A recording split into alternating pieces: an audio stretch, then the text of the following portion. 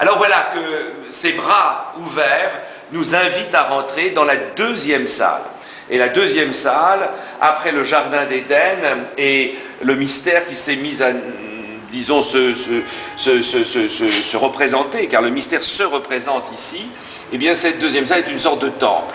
Temple où nous entrons par les colonnes, dédié toujours au couple fondateur de l'humanité, Adam et Ève. Alors petit clin d'œil, parce qu'il y a beaucoup d'humour, petit clin d'œil de Brigitte Massac qui a conçu ses œuvres, eh bien c'est que c'est la poupée Barbie et Ken qui figurent Adam et Ève, et puis des signatures de l'humanité. Toujours cette humanité, n'est-ce pas? Ce ne sont pas simplement des individus, mais c'est ce peuple de la création qui nous accueille ici.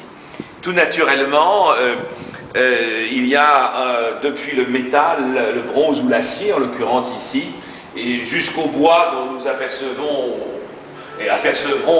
tout à l'heure les éléments constituant les pleurants et gisants, eh bien, il y a là, d'une manière, je dirais, tellement symbolique, l'ange de l'eau de Philippe Froger et de Sébastien Morielli à gauche, cette figure intitulée Mouvement. L'ange de l'eau, c'est tout simplement l'eau matricielle, cette eau qui, par les lumières bleues, descend vers l'infini du miroir. Ce miroir qui, lorsque nous nous penchons vers lui, n'a pas de fond, parce que la sculpture est posée dans un rapport à la voûte qui fait qu'elle n'atteint pas la voûte et que par conséquent son miroir n'atteint pas le fond.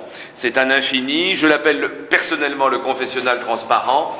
C'est effectivement une sorte de chambre de transparence et de lumière, et juste en face, opposé en quelque sorte à cette verticale infinie, le mouvement infini de l'homme ou de la femme, de l'être humain, qui se divise en plans, qui se défait, se refait, où sont les pieds, voilà, on voit bien que l'être est quasiment un être tête-bêche, et ce ver travaillé à froid, qui est à la fois le vert comme de l'eau, mais aussi une couleur comme la chair, comme le sang, c'est aussi la douleur bipolaire de notre humanité, qui appartient aux deux règnes animaux et conscience, et puis hommes et femmes, etc., etc.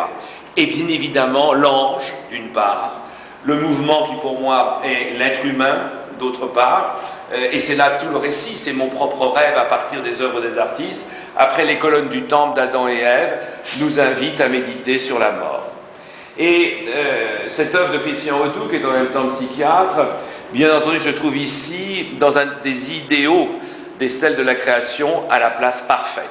Transforme cette galerie qui est sous le devant de l'église, nous avons 400 mètres de galerie basse ici qui porte l'église d'en haut, transforme cette galerie en véritable crypte.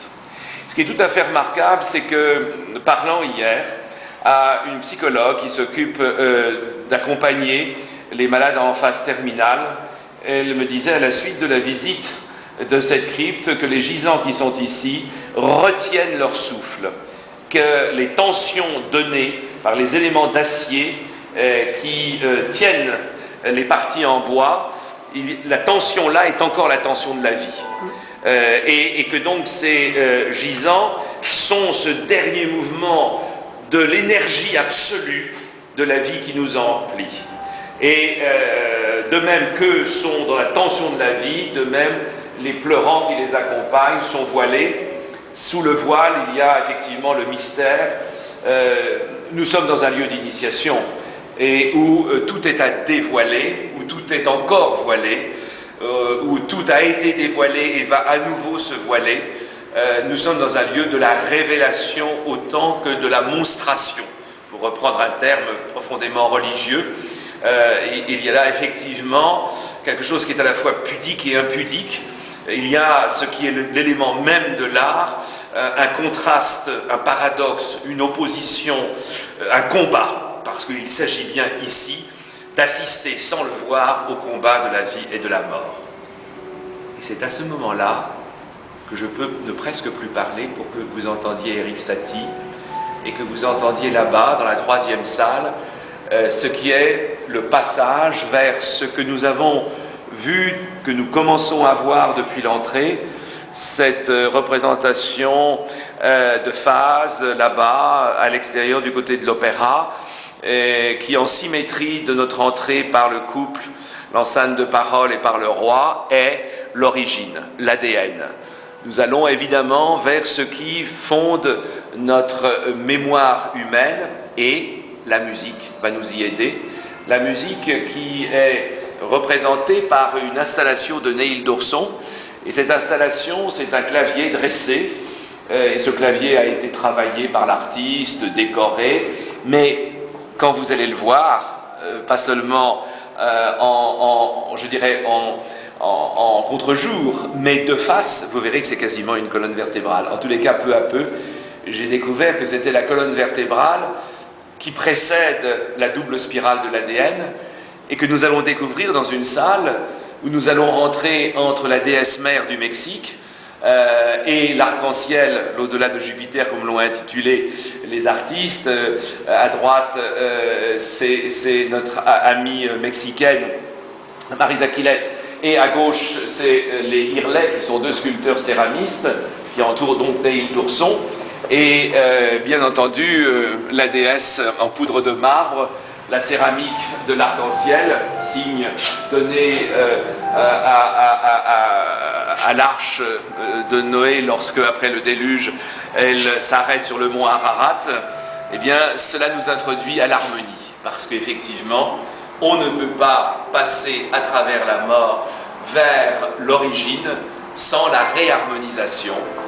Et cette harmonie, qui est précédée donc de la déesse mère et de l'arc-en-ciel, donc le rapport entre la terre et l'univers, eh bien, nous fait passer, juste avant de nous approcher de l'origine, par l'homme recyclé.